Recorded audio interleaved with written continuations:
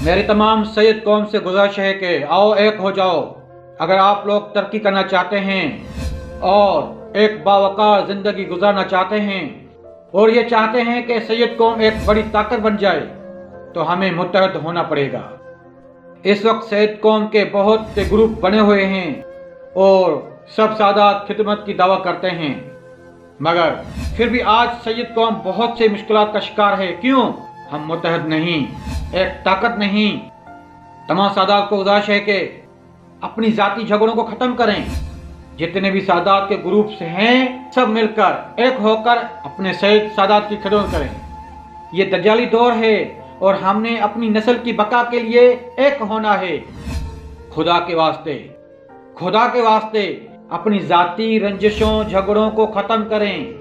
जब तक हम एक नहीं हो जाते, हम किस तरह जालिम के जुल्म का मुकाबला करेंगे?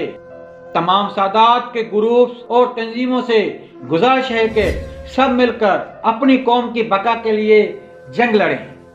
सैयद अरशद अली बुखारी, सादात हम टीवी।